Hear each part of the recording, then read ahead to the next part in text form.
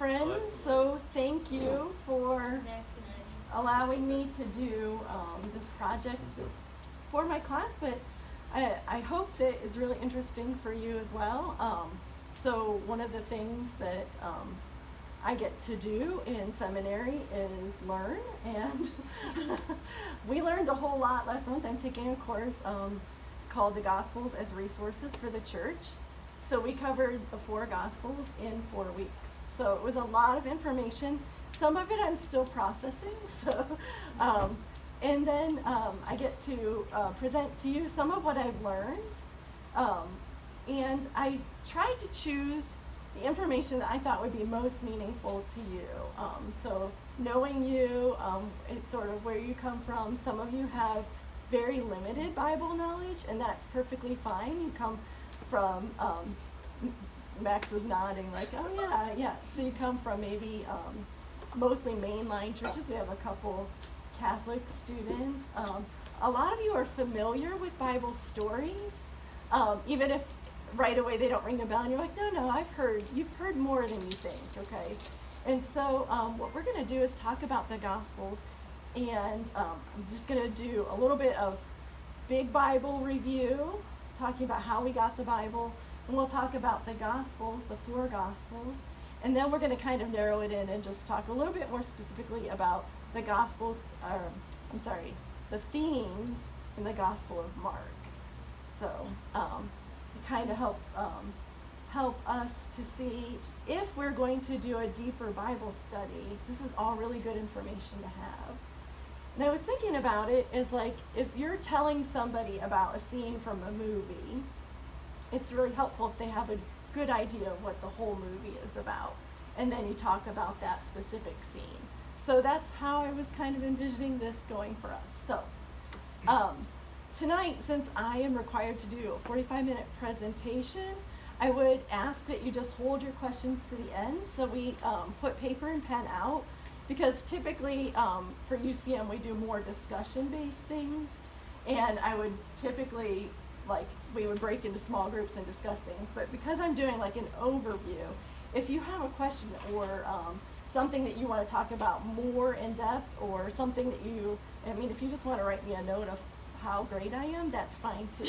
But if you just write that stuff down, and then we can talk about that tonight or at a later date. Yes. Yeah, just a question before we start. Sure. When we're looking at the scripture, are we looking at through religious belief system, or historical? Right, and I'm going to talk about that. Oh, okay. Yes, yeah. So yes, there are different ways to look at it, and we're going to be thinking about more religiously, I think, is what you're That's fine. looking at. Cool, thank you. So last spring we did, let me tell you about my sources first, because I'm using a lot of information from the textbook that we're using in class. This is also the professor that I have in class, so the introduction to the Bible and introduction. So a lot of my resources come from this. Then the other textbook that we used in class was an introduction to the New Testament. So good information here. I've pulled bits and pieces from that.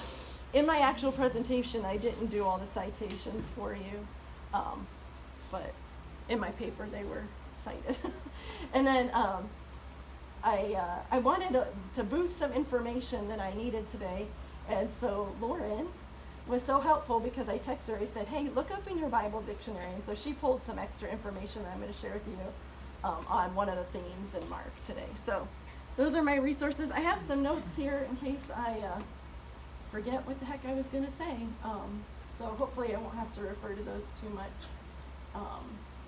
But it's hot and I'm tired. So I know we're all feeling that way. So again, thank you for letting me, after a long day of school, give you a little lecture again. So a review from last spring, we did sort of a how the Bible came to be lecture. And again, I use a lot of the same resources for this.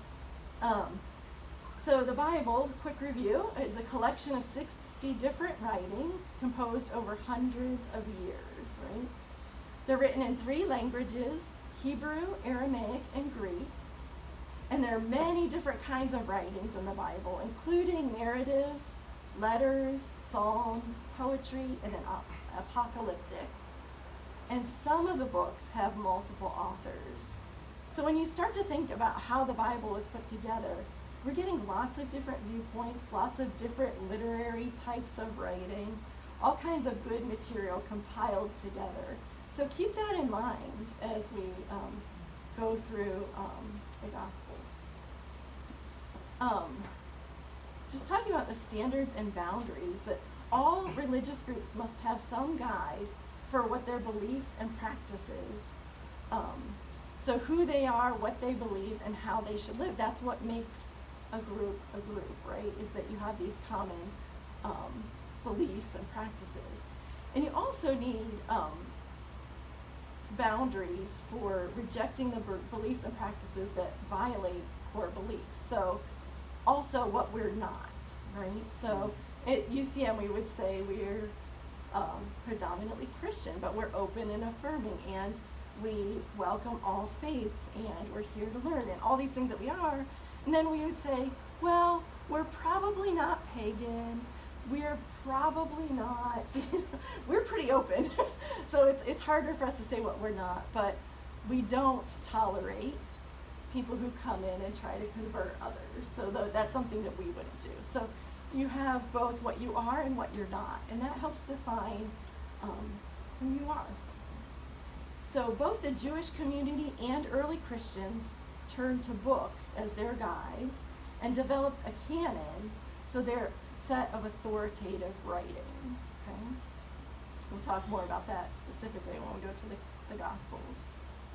All right, so the canon, here's my little Marie Kondo, says that we should have fewer than 30 books. So I don't think when they were putting the Bible together that they Marie Kondoed it. They didn't just go out and say, oh no, you can only keep 30, right? But they were really, they took a long time, they did a lot of discussion, what was important, what was authoritative, what should be included. So it was a long process. It wasn't just, you can only have so many, like poor Marie Kondo. All right, so the canon, the process of collecting the various writings to a single book, took several centuries and a great deal of thought and discussion. The word canon means a measuring stick, so that's a Greek word, canon. That's my limited Greek. The standard by which a religious community evaluates beliefs, practice, is an ethical behavior. So you just think of your measuring stick, your yardstick, and you're comparing things to that standard. So is it, yeah, sorry. There goes my train of thought, that's what I meant. So then there are 39 books of the Protestant Old Testament, the Hebrew Bible. It's a little bit different order for the Hebrew Bible, but it's all the same materials. And then 27 books of the New Testament included in the final canon. And then I think last spring we talked about the Apocrypha and those couple of extra books. All right, so the Christian canon, I put AKA the New Testament, is what we're gonna focus on. The earliest book of the New Testament is probably 1 Thessalonians, and that was not written until about 50 CE. The latest is probably 2 Peter, and that was composed around 125. So the New Testament is a span of about 75 years, from 50 to 125. Now, just in your minds, think about what do you know about when Jesus lived? Right around 32, right? 33, 34. There's some debate. We don't have to debate it. We know then that when the first book was written, Jesus had already died and was resurrected. So none of the writers were there at the time, right?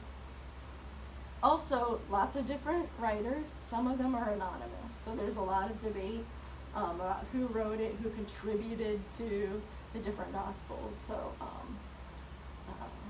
and then Paul, who wrote not the Gospels, but he is one of the major authorities of the New Testament. His letters came between 50 and 65. Okay. And then the Gospels were written after Paul, so there's evidence that Paul's stuff had already happened. And then the Gospel writers happened after that, but certainly were done by the year 100. Okay? So that kind of gives you a rough estimate of when things are happening. Just a moment about apostolic authority.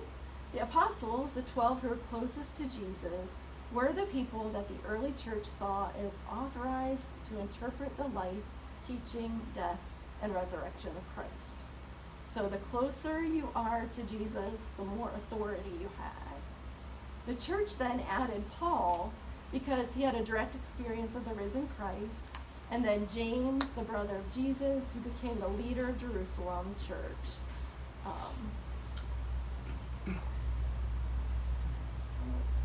Okay.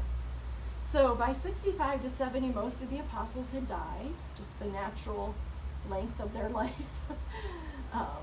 And so the church began to look at written sources for guidance. And so this is key because we're going to start seeing where the Gospels are sharing written sources. Okay. And then the church needed an authoritative guide for its beliefs and practices.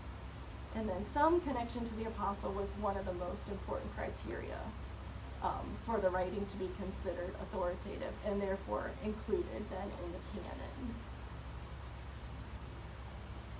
Last spring we talked a little bit about this. I'm going to just go through this kind of quickly. How the text got from the first century to the present day. And we talked a lot about copyists. You guys remember, some of you weren't here last semester, so I apologize. So oral tradition was one of the ways that things got handed down to us. Then they copied manuscripts, and I wrote in here, so copyists either had a manuscript on their desk, or a room full of copyists would listen to someone read the text, and each would make a copy. So somebody's reading it to you, you're writing it down, right? And then I wrote, what could possibly go wrong, right? Right? Mistakes, errors, corrections, and sometimes copyists or people who are writing the manuscripts would go in and intentionally change something because they thought it didn't make sense. And then there's a whole academic field of biblical studies called textual criticism. So that's important for us when we're reading scholars. We want to think critically about where this information came from. All right. So, the Gospels. Thank you for tolerating the review. I hope that's good information and that will tie into some of the things we talk about. So the Gospels, the Greek is euangelion, euangelion. I looked up the little Google pronunciation, meaning good news. And that often meant good news in war, like a victory in war. So good news. Every member of the early church was an observant Jew. So that's something that's really important for us to remember. The early church was full of Jews, right? Because Jesus was a Jew, right? He was Jewish all the time. He was Jew when he was born, raised, lived, preached, and died Jewish. And I think that's something that Christians need to remember sometimes. And let's see, a couple of important things. Beginning of the church. So the beginning of the early church, so what we would say is the Christian church, okay, the followers of Jesus, it did not mean the end of God's relationship with Israel. So even the early church was still very Jewish. So you had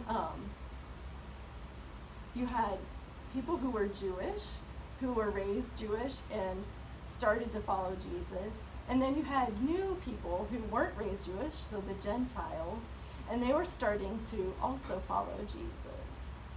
So one of the challenges for the early church was, all right, so here's our Jewish laws, and Jesus is Jewish, and we follow these laws, and now we're bringing in people that don't necessarily follow the same laws.